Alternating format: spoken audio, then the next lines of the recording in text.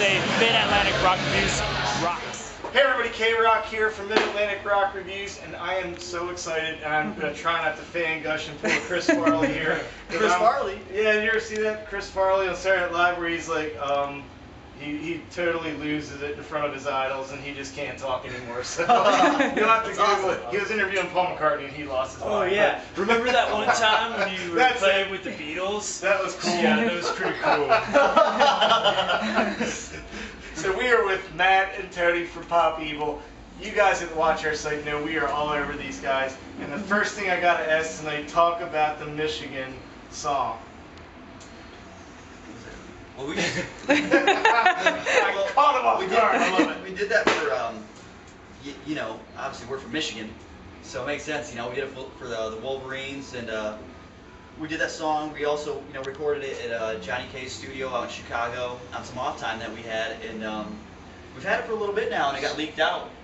Yeah, it turned out pretty cool. Like it got leaked out, like somebody YouTubed it or something, or you guys? I don't want to go that direction. It wasn't me. It wasn't. Yeah, I don't know exactly who leaked it. I think they leaked it on purpose or whatever. Yeah. But like, it's like way different than anything we've ever done before, because you know we're used to writing songs, and they wanted more of like an anthem. So to like go and record like an anthem for them to use specifically for their football team was like.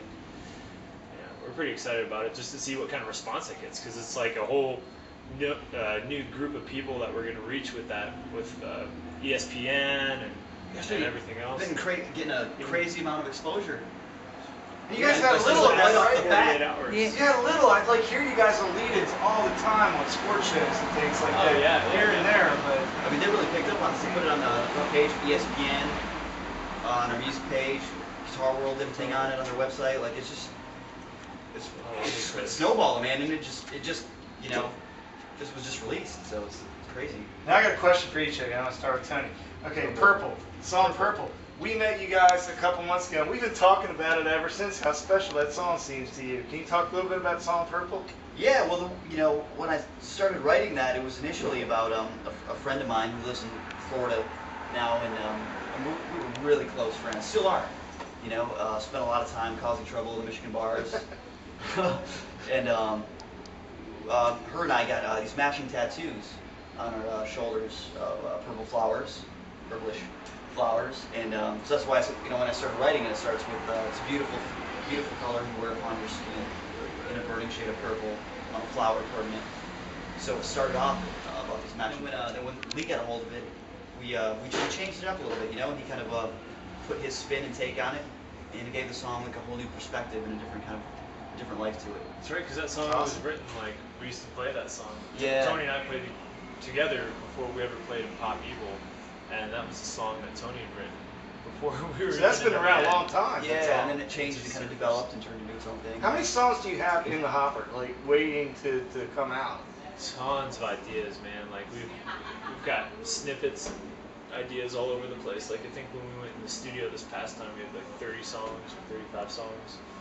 Like ideas for songs, and we recorded all those, and then sat down and went through them and figured out which ones we wanted to actually put on the album or record for good. So we took those like. I don't even know how many we have right now. A lot though, man. Yeah. You got a good catalog back then. So here's my weird question for Max. I asked him this one other time, and he like rolled his eyes at me or something. Like, do you ever sing lead on anything? No, it never crossed my mind until you brought it up that time in Baltimore. You can see you should hear him scream now too, man. He's got it. Right here. Fucking metal. So while we're picking on Matt, so your new hobby's cooking. So tell at least I kind of think maybe your hobby's cooking. Tony's really good at it too, man. We do, man. We cook up some meals. We cook up some mean meals on the bus, man. If you look up on Twitter, you can see the face omelet from the other day. So yeah. Here's what I'm waiting to see. I want to see the War of Angels omelet. Oh. Whoa. That's awesome. It was like your face, right? Did do that on purpose or just turn out that way? It just turned out that way. You gotta follow Matt on. You gotta follow Matt on purpose. Twitter to get this stuff. Mr. X-Face. This man Twitter's like there's no tomorrow. I mean, it's like every couple of minutes. ridiculous. But it's not a bad thing. It's all good to follow. So, hey, the other thing I want to tell you guys, and this is just kind of a thank you from us. I have never met a band that has been more open to fans, has been more accommodating to fans, willing to talk to fans than you guys. And can you talk about, is that just a philosophy you guys have talked about, or is that what's in your hearts? I think what we do. Yeah, it's just something that comes natural to us. You know, it's just normal. It's just we play a show and then hang out. Like I can't see a reason to like go and hide and sit in a bus. Like what am I gonna do in there all night? It's funny because Lee said the same thing to us last night. What am I gonna do on the bus but hang out? But right. The same thing we've been doing since we started playing Yes. local shows. You know, like all Same your thing, friends just playing in the there. bars. You know, like same thing. so we were at Rock on the Range covering that show, and one of the things that was tough is because there's 3 stages there, and we kind of fought over this, but Ms. Mid-Atlantic behind the camera is as big a fan as I am. She is even beyond big with you guys, and she was like, there's no way I'm not covering Pop Evil. So she's over there, and I got a text, and we don't text, but yet this text said they tore up the contract. I think that's what it said, or something along that lines. Can you talk about that moment? You know, that was like a crucial point in our career where we've been back and forth so much with our old label, and they were willing to put our album out, but not in the right manner. Like they weren't going to get behind it and push it. They just wanted to release it, and just Throw it see on how the it shelves does. and see how it does. Basically, That's like, not how business hey, works. we'll put a couple of these out, and if people buy it, they buy it, and if not, if nobody knows about it, then oh well. So we thought it was too good of a record to really do that to. We wanted to get it the recognition that it deserved, and we were having other problems with our label and stuff too. So at that point in time, we had already put off the release of the album a few times. Yeah, we knew, because we were waiting. I mean, we were waiting to buy that thing. We wanted it out as soon as possible. We just wanted to do it the right way. And, you know, E1 stepped up.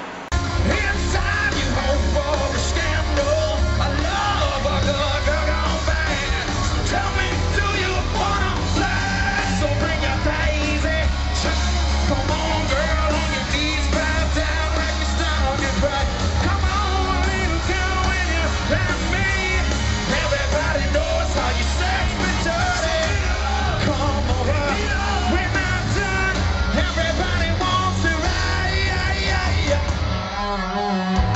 Those guys are madmen. E1, dude. Those guys are an awesome label.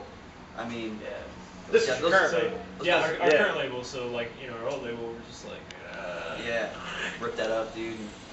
It was a great moment for It us was. because we thought finally, man, we're going to get to hear it. And the thing is, we'd seen you guys so many times that we had already kind of heard the whole album, but you know, you want the album in your hands. We figured that would be the perfect place to let everyone know how we felt about that. It record was. label and this It year. was. And Midwestern shows, one of the biggest shows of the year, you know. And what it we was think like about it. at that perfect time where Yep. we're getting out of one label and into the next. So it was great. Well, I want to thank Pop Evil for spending time with us. We are so honored to have this interview. Thank you for We having are, us. as I said, gushing fans, and there's no bones about it. So go see Pop Evil. Go buy Pop Evil. They are among the very best bands you can ever see live. This is K-Rock with Mid-Atlantic Rock Reviews. Thank you, Matt. Thank you. Mid-Atlantic Rock Review rocks. So get it, listen, read all about it. Pop Evil. Take a good look at me now. Do you still recognize me? Am I so different inside? This world is trying to change me, and I